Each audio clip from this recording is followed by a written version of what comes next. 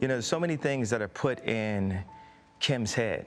You know, they bring influencers, like no one ever knew where Corey Gamble came from. No one in the fashion world knows where Gabby came from. These people were practically made in a laboratory, in my opinion. And one of the things that they're really good at doing is being nice and being likable.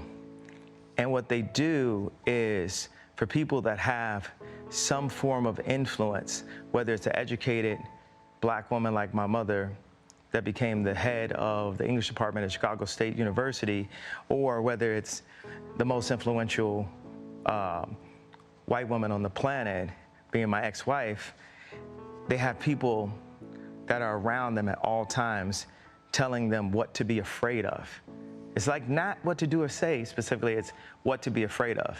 And if you have a person that isn't afraid of them, you know, like a Russell Brand or Candace Owens, right. It's not that we have to agree with this, but they're not afraid. They're not afraid to state what their opinion is. Yes. No one is God, and everyone has an opinion. What's going on, guys? This is Eddie, the African Red Pill. Welcome to the video. In today's video, we're talking about this guy. Even though he's a controversial character, but it's very hard to hate this guy. I'm talking about Kanye. Oh, yeah, whatever name he goes by today. So in this video, Kanye was pictured wearing a t-shirt saying, "White Lives Matter," of which I think they do. Just as the same as Black Lives Matter, Black Lives Matter, Indian Lives Matter, Latino Lives Matter, all lives matter. But whenever somebody says white lives matter, black people get offended. That's what happened when Kanye West and Candace Owens wore that t-shirt. It also addresses certain issues which years ago would have been labeled as conspiracy. But seeing that it's coming from somebody who's from Hollywood and in the inner circles of those people, it makes conspiracy theorists from back in the day to be legit. Let's get into the video.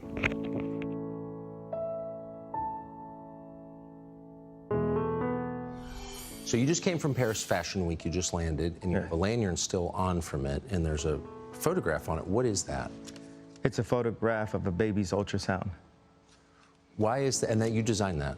Yes. Why? What does that mean? It just represents life. I'm pro-life. Boy, so you wear it on a badge. What kind of response do you get? And good, amen, I agree. I don't care about people's responses. I care about the fact that there's more black babies being aborted than born in New York City at this point. That 50% of black death in America is abortion. So I really don't care about people's responses. I perform for an audience of one, and that's God. So even though this video is going to be long, because I'm gonna try to play almost the whole interview or maybe 3/4 of it, and the fact that I'm gonna play that whole interview or 3/4 of it, I don't want to do a lot of talking so that I make this video to be longer than it should be. So I'm going to interrupt as little as I can. So I'm not going to interrupt too much because I want you people to watch the video, so that you don't have to waste your time maybe going to watch the original. But if you want, you can go watch the whole full original video on Fox, on Tucker Carlson's show. Yeah, so yeah, that's what's up with today's video. I'm not going to interrupt as much as I should. Yeah, I am pro-life as well, and I know he said abortions, whatever had to do with abortions, he only mentioned America. But this is something that's going on around the whole world. Most babies, more especially in developing countries like African countries and these Latina countries, they use abortion as population control, or whatever these eugenists or whatever they are called. They experiment on poor countries to push their agenda. Let's continue the video. I'm starting to see why they want to make you be quiet. When did you start to feel this way? When did you start to realize this? I really felt like, I think I started to really feel this need to express myself on another level when Trump was running for office and I liked him. Yes. And every single person in Hollywood, from my ex-wife to my mother-in-law to my manager at that time to, you know, my so-called friends slash handlers around me, told me, like, if I said that I like Trump, that my career would be over, that my life would be over. They said stuff like people get killed for wearing a hat like that. They threatened my life. They put my life. They basically said that I would be killed for wearing the hat. I had someone call me last night and said anybody wearing a White Lives Matter shirt is going to be greenlit, and that means that they're going to beat them up if they wear it. And I'm like, you know, okay, green light me then. I'm not into politics, I'm not religious, but of course, I believe in a higher being, which is God. But I remember back in the day when people used to have opposing views and they would still remain friends and they would still have a relationship. But these days, whenever you have opposing views, you find that your family members whose views differ from yours, your friends, people in society, they'll label you as an enemy. Where does this crap come from? It came from politicians. Like in my country. In my country, there is practically no tribalism. By practically, I mean, of course, tribalism is not a huge issue. Tribalism is only there when it comes to do with politics. But if you go in the real society, there's no tribalism. But you find that when it's politics, they're always talking about tribalism, which leads to division. It's the same thing with what happens in the USA and some of the Western countries. You find that if you're a Republican or a Democrat, even if you have a good relationship, that relationship will go under because of you having opposing views. I wouldn't love to be that person who's just rigid or one-dimensional. As somebody who's a lawyer, I want to be having divergent views with other people. It makes life more interesting. But if you become enemies or some people get to hate you because of opposing views, then you're destined for doom, of which that doom is here right now. Whatever is happening in the West, it's also happening in Africa. People are killed on tribal grounds. People are killed on political grounds. And it's because these agendas are pushed by politicians who are flipping selfish. You know, God builds warriors in a different way. I don't know if it's because of me being born in Atlanta and growing up on the south side of Chicago that, you know, he made me for such a time like this. It's like with David, you know, he tended to the sheep, but while he was out there, he had to fight all kinds of animals. So when it was time for Goliath to come, you thought because he was a sheep herder that he didn't have the skill set to take down Goliath. And the thing that I have is the position, I have my heart, but the number one thing is we have God on our side. And for the people, even if you don't believe in God, God believes in you. And that's what's happening is God is like preparing us for the real battles.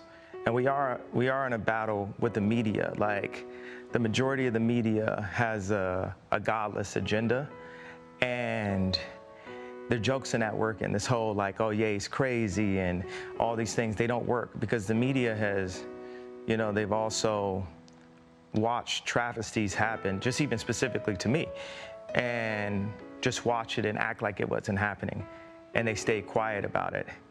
Well, this is very true.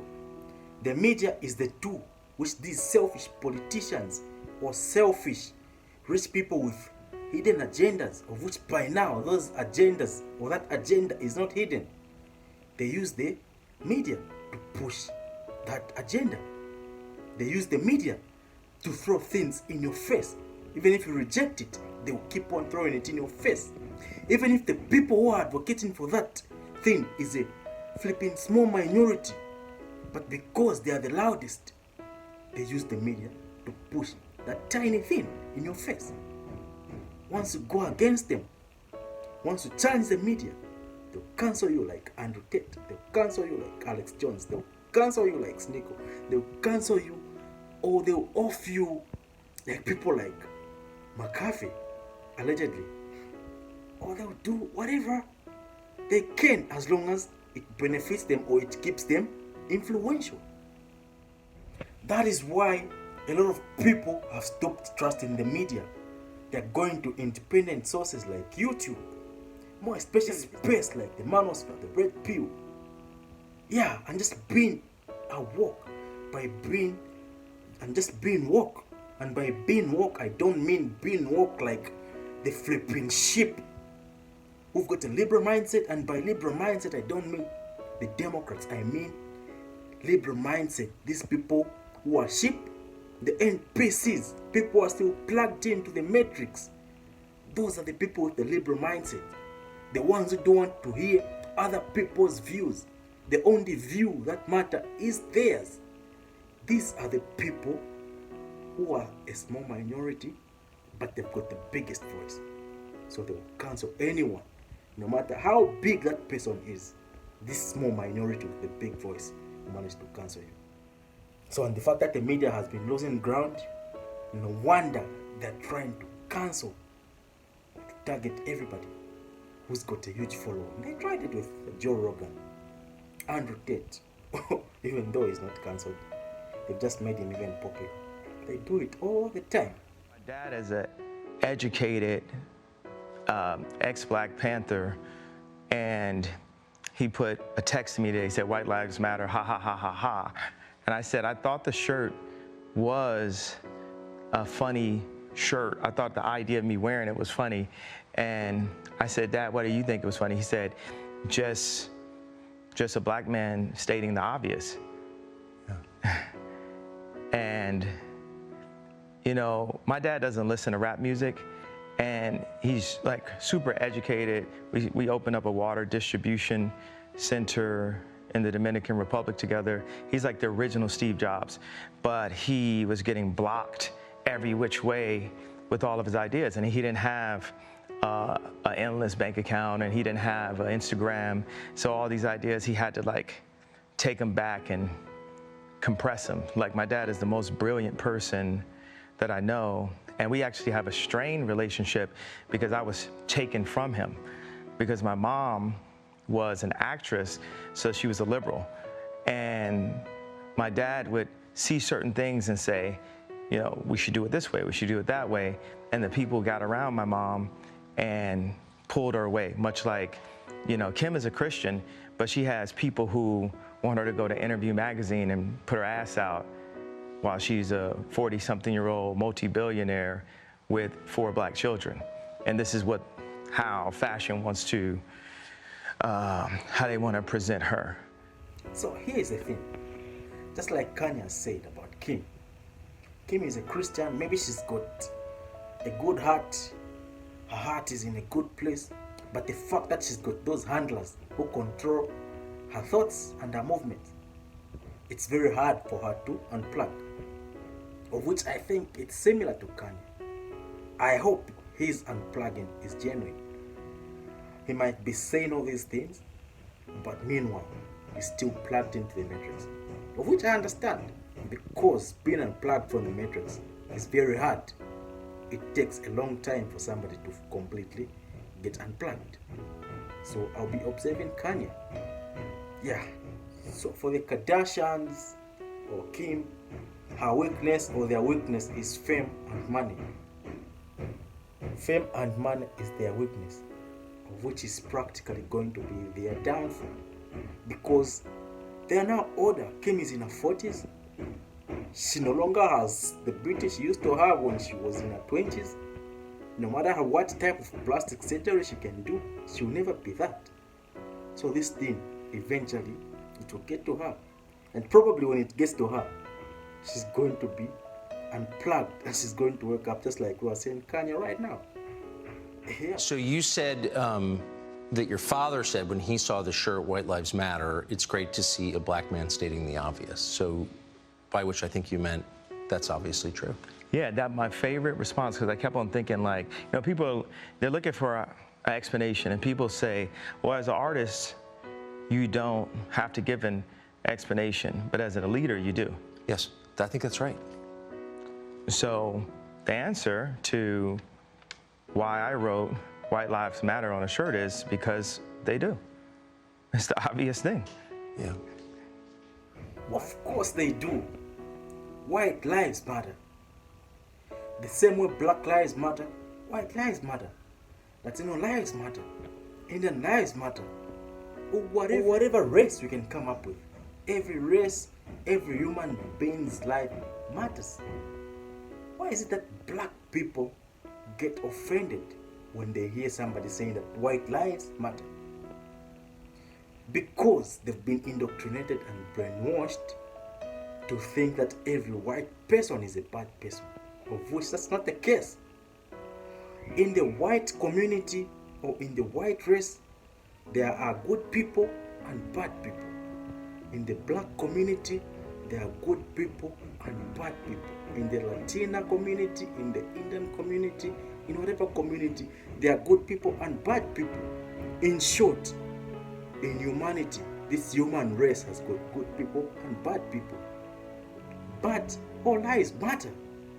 Unless you do a crime or you do something that will make your life not to matter, of which you will face the law, and the law will decide if it's to end you or not. So why should you be emotional and hate it when you see somebody saying that white lives matter? Or if you see a black person saying that all lives matter or white lives matter, you completely label that black person by saying that maybe he's an Uncle Tom or whatever you say. Why can't you have an independent mind? Why can't you allow opposing views? Why can't you allow others to express themselves? You are the racist for being like that. Why do you think that's so? And I assume the implication is, of course, all lives matter because they're lives, because God created them. Yeah. Why do you think that that would be considered controversial?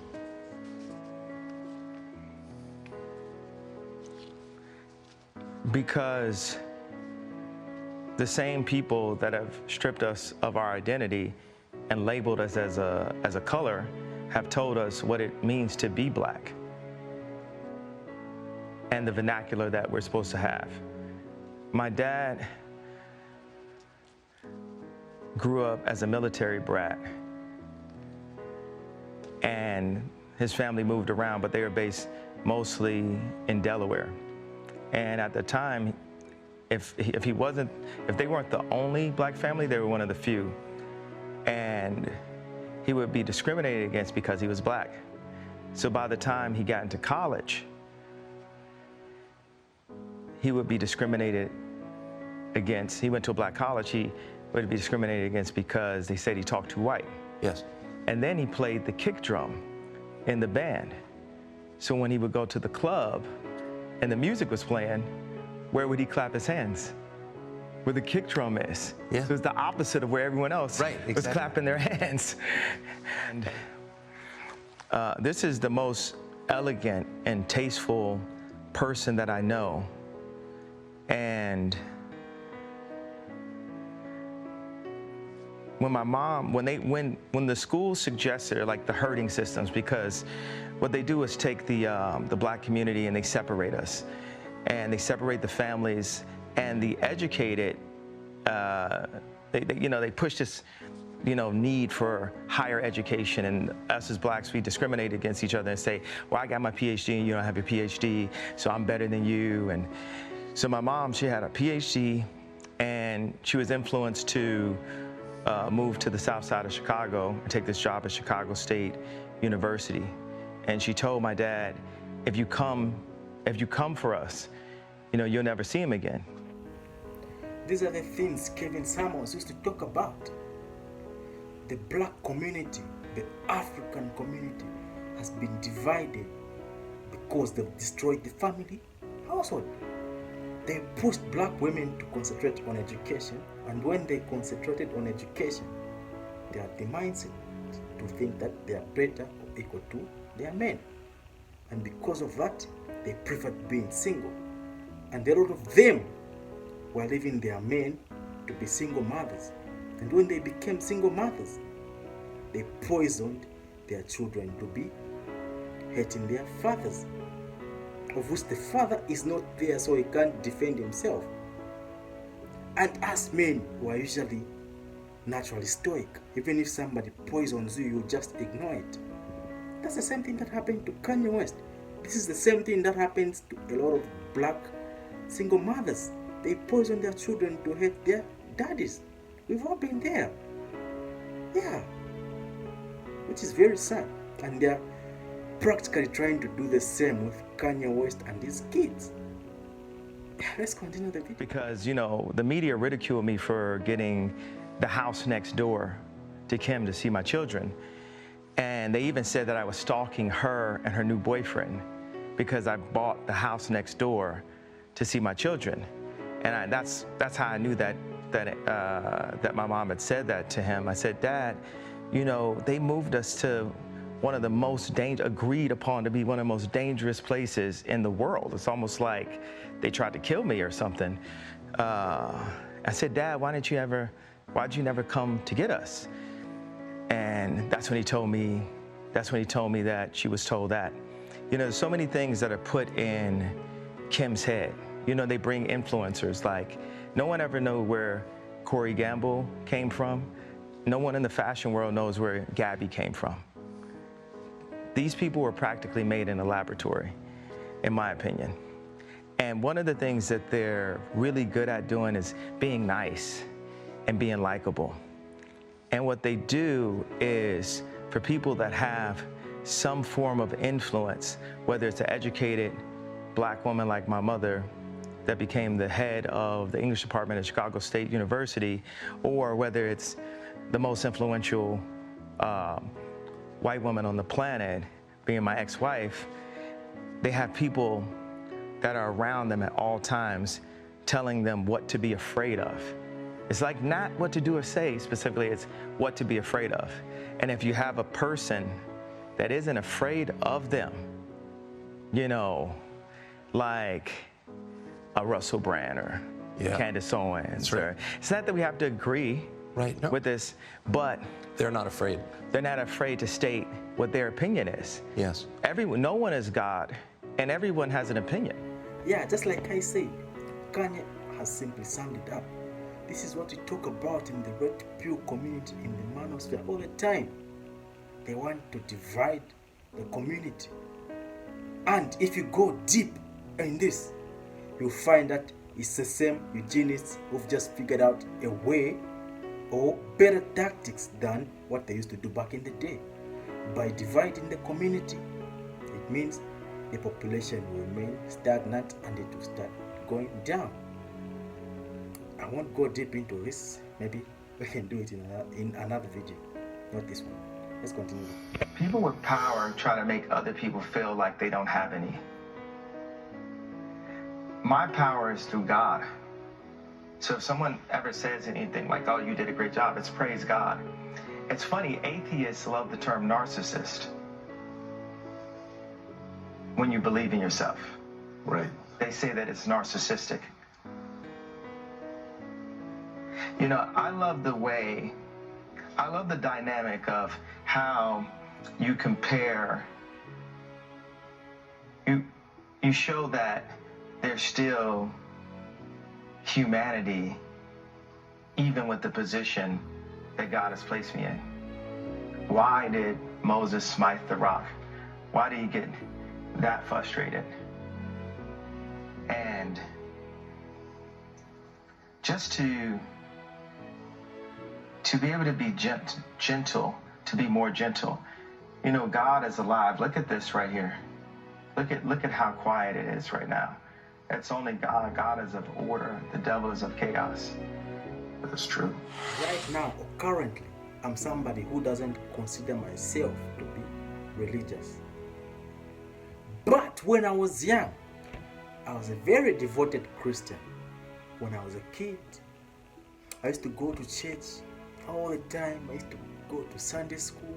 I used to belong to young fellowship or whatever, all those things you can come up with. My dad is a reverend. I come from a Christian background. I read the Bible when I was a kid. I read the full Bible. I finished the full Bible when I was a kid. I think around 13 or 14. Yeah, should be 13 when I was in grade 8. That's when I finished the whole Bible. That's how devoted I was as a Christian. Not until Christianity and religion itself got infiltrated by bad people, bad deeds. So when I reached that point, I started to question. I was like, is religion worth it? Because when I would ask the questions, all those answers were derived from what I saw maybe in Proverbs. All the prophecies, most of the prophecies I saw in Proverbs were what was actually happening in the churches I would go to. The churches which are supposed to say, no, this is the... Let me not even really dwell on religion too much, but I was a devoted Christian. I was a devoted religious person, not until I saw all these mishaps. People are hypocrites and all those things. But if you check out things that have been happening in the since 2018 going upwards, all the things which were written in Proverbs are the things that are currently happening right now. And I think I'm going to strictly make a video about this in future. Like all those things which are talked about in the Proverbs are the things which are happening right now. So the fact that I'm not religious and all that, and then you see things which are talked about in the Bible happening, but then you'll be like, maybe it's just a coincidence. But is it a coincidence? Is it? It makes me to have second thoughts about not being religious or Christian. Even though I'm not religious or a Christian, I still believe in God. I pray because I believe that I'm above religion. What has happened in the past, I don't know how many years, religion has just divided us. People are killed on religious views. There are wars currently happening because of religion. Everything, or most of the things are centered around religion. So in my head, I was like, what if I can be above all this? What if I can believe in humanity, of which we all believe in one same God, not all these different dominions or religions believing in different gods. It's just been dividing us. So it made me to pull away from religion. Yeah, I think we're gonna make a video about this in future. Not today. Let's continue the video. I wanna talk about my potential run for 2024 and Trump's potential run for 2024 and the beloved DeSantis potential run for 2024 and Mayor Suarez potential run for 2024. And they thought Trump was a joke. For older white people, they're quick to classify a black person only by the fact that we're black. Even Trump, a person that's, we'd consider to be a friend of mine, when I went to the White House, I called him after that to get A$AP Rocky out of jail. And one of the things he said to me is, Kanye, you're my friend. When you came to the White House, my black approval rating went up 40%. And for politicians, all black people are worth is an approval rating.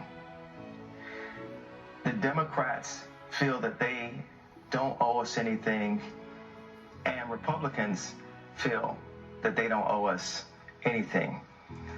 Blacks have never demanded something for our vote. And that's something I talked to Ice Cube about. What are we asking for? How do we change our life? If all of our organizations and all of our colleges and even our title as black was made by white people, all of our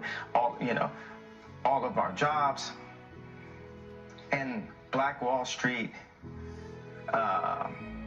Harlem after gentrification, there's never been a fully black-owned community where we have all the municipalities, things that I'm not one of the people that go up and say, hey, I want to stop anybody from making money. The people that make money and the powers that be, I am your true Nikola Tesla. And I'm not even a scientist. What do you think of Elon Musk? Do you know him? Very well. What's your take on him? You said that because I said Tesla? I did, yeah. This is the first thing that... And then everyone's always like, oh, Elon's got these answers. I think he's a great team player. And for me, as a maverick and a talent and a person that's been, beat, kicked, lost everything, said to have lost my mind, went from pull myself up by my boots don't have straps on them, but I say pull myself up from my boots to becoming a multi-billionaire that gets the price every year of my net worth goes down every year on Forbes. They just keep on slowly just taking it down every year. It's like really a weird thing. But as a person that has really built something from nothing, when I sit across the table from a Josh Kushner and he just feels so entitled to that idea, and this person has never brought anything of value other than so-called being a good venture capitalist, I have a major issue with that. And it makes me feel like they weren't serving my boy, Trump, the way we could have, because, Trump wanted nothing but the best for this country. And it doesn't, Moses stuttered. I'm saying God is not always going to bring the most perfect personality. A lot of times, the most fake people, their job is talking and making people feel comfortable. Yeah. And the realest people are going to make you feel uncomfortable at first. There's a group mob. It's like liberal Nazis that will go up and attack you. Like I said, everyone's like, Anna Wintour's your friend. I'm like, this Gabby girl and Gigi and these people, they would have never said anything negative unless they got the okay from Condé Nast, unless they got the okay from Anna. They would have never got the okay to comment. Let's just talk about specifically. So these are people who are attacking you for your T-shirt. Well, it was a setup. It started off as,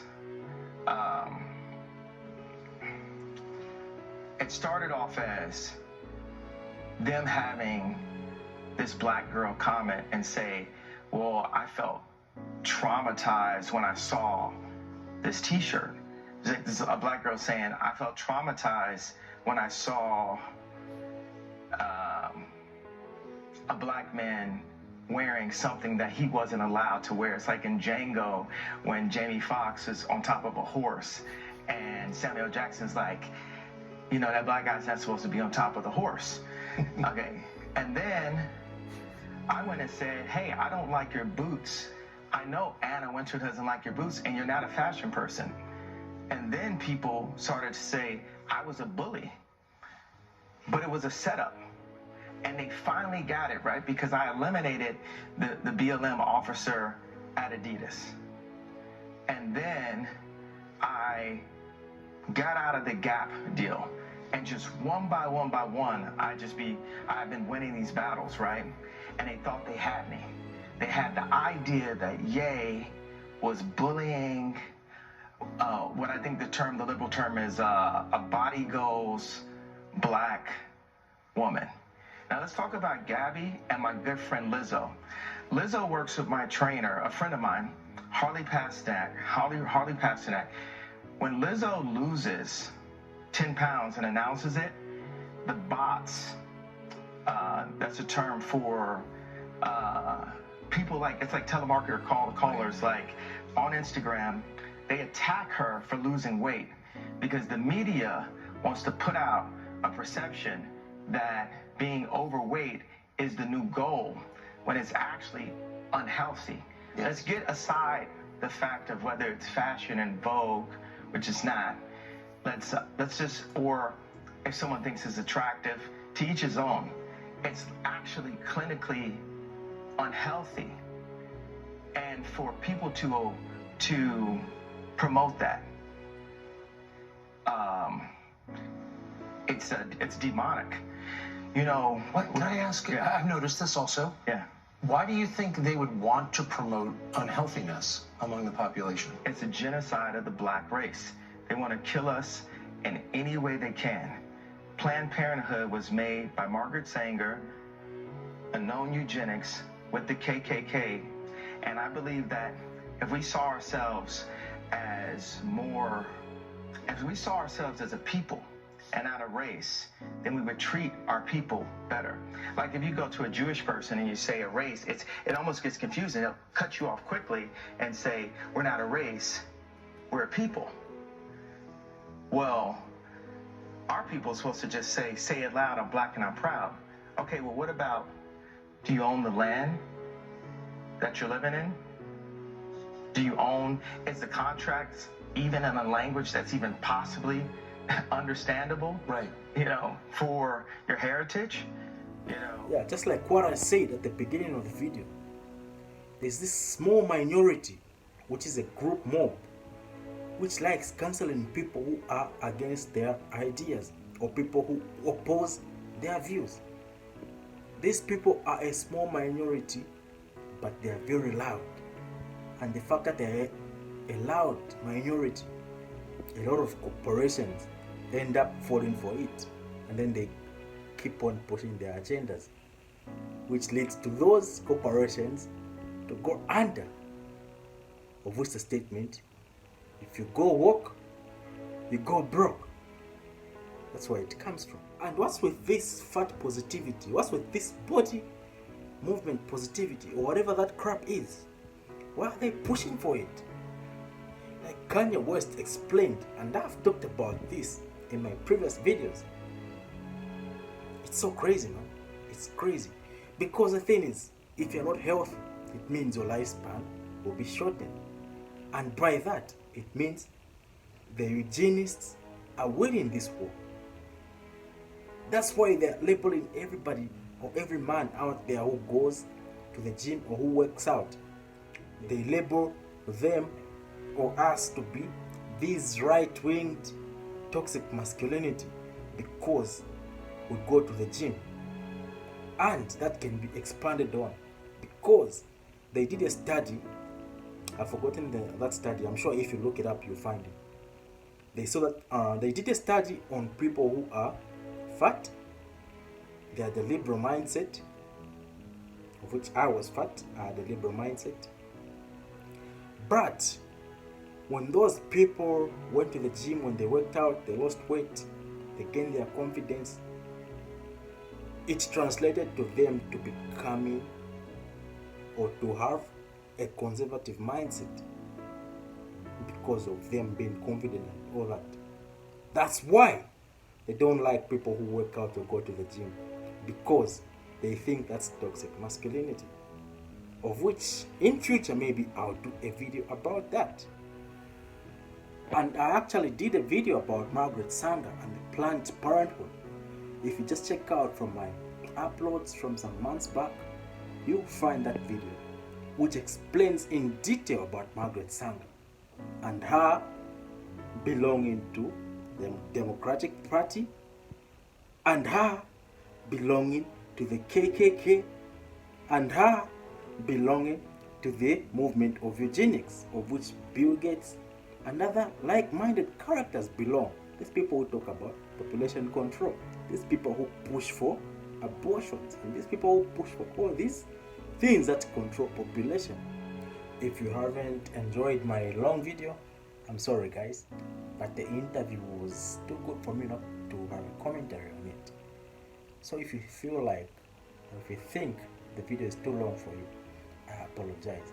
But if you enjoyed the content, I appreciate what you do for me. Support my channel, click like, comment on the topic, share the video if you can. Help to push my channel in the algorithm. Let's reach 500 subscribers so that I can be posting in the community of which you guys will be suggesting on topics for me to cover. And that way it gets to be beneficial for you as my follower. So help me to push the channel to 500 subscribers. When I reach 500 subscribers, I'm going to be posting in the community. As of now, I don't qualify to be posting in the community because the threshold is about 500 subscribers or 700, I'm not sure. So if you enjoyed the content, thank you for supporting my channel. Click like, comment on the topic, and of course, if you didn't like what I posted and you want to contest or to add on to what I said, you are free to do that. You're also free to hit dislike if you don't like the content. With that said, this is where I'm going to end my video. Peace.